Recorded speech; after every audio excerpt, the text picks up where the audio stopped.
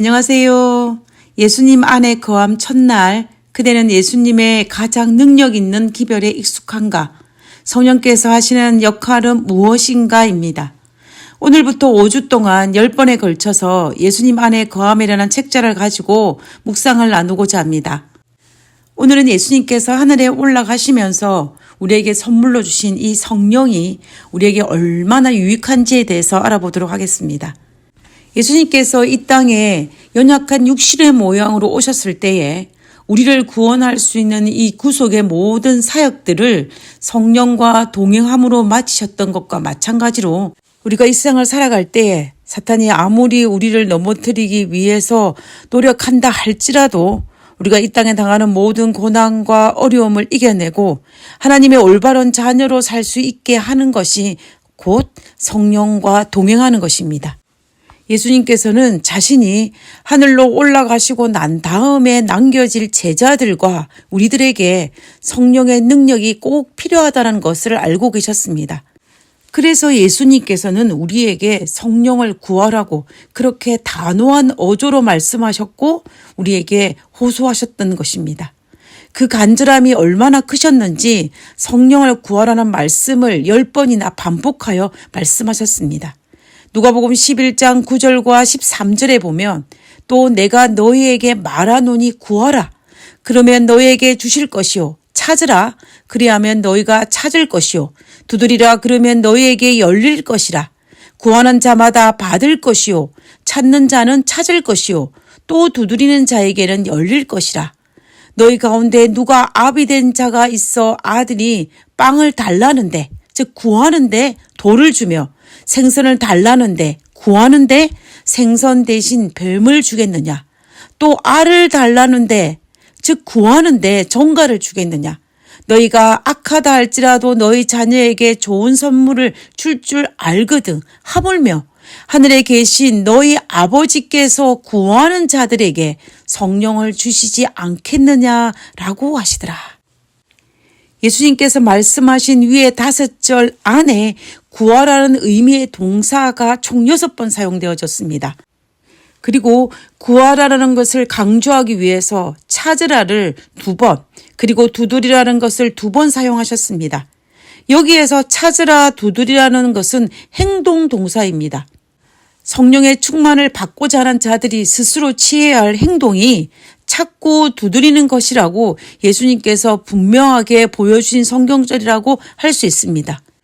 여기서 구하라는 단어가 총 6번 사용되어졌는데 원문에 보면 그 마지막 단어가 헬라어로 현재 진행형으로 포기되어 있습니다. 다시 말해서 우리가 성령을 구하되 한 번으로 그칠 것이 아니라 끊임없이 반복해서 구해야 한다는 것을 의미하고 있다는 것을 알 수가 있습니다.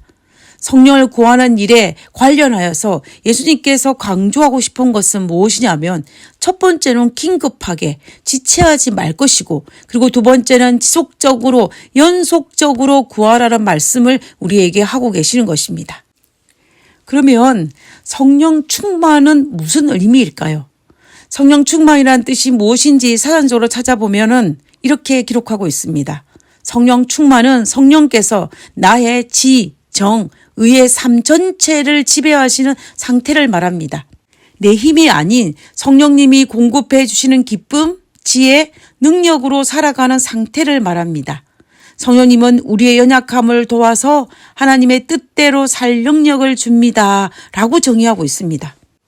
우리가 이런 사전적인 의미에 의해서만 본다 할지라도 성령 충만은 어떤 한 번의 황홀경의 경험을 의미하는 것이 아니라 매일의 삶 속에서 균형지고 안정된 상태 속에서 맑은 정신 속에서 성령의 풍성한 은혜로 올바른 그리스도인으로 살아가고 있는 그 상태를 말하는 것입니다.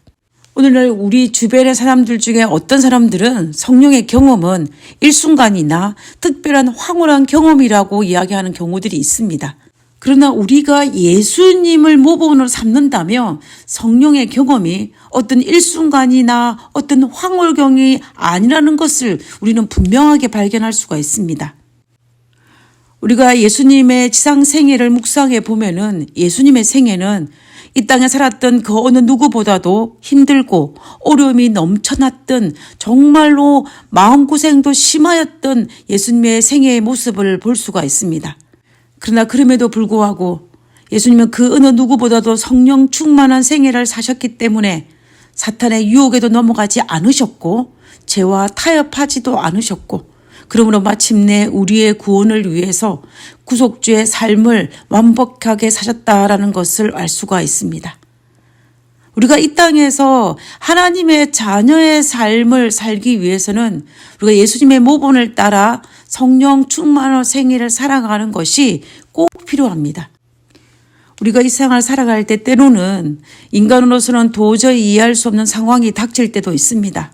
때로는 너무 큰 오해를 받기도 하고 때로는 우리가 감당하기 힘들다고 느껴지는 어려움이 닥칠 때도 있습니다. 그때에 우리가 어떻게 하는 것이 가장 아름다운 성도의 삶이며 하나님의 자녀의 삶일까요? 그것은 바로 예수님의 크신 사랑이 내 마음속에 가득하여서 지금 내가 당하는 이것보다 더 크신 하나님의 은혜와 하나님의 돌보심을 믿고 잠잠히 그분의 은혜를 기다리는 것이 바로 성령 충만한 자의 모습입니다. 이렇게 되면 자연히 우리의 삶에 변화가 일어나고 우리의 품성의 변화가 따를 수밖에 없습니다. 이 변화는 성령께서 내 마음에 새 마음을 주셨기 때문입니다. 이것이 바로 성령 충만한 자의 삶이고 복음의 능력을 온몸으로 경험하는 자의 모습입니다. 예수님은 이 사실을 알고 있었기 때문에 우리에게 성령을 소개하며 성령을 받으라고 호소하셨던 것입니다.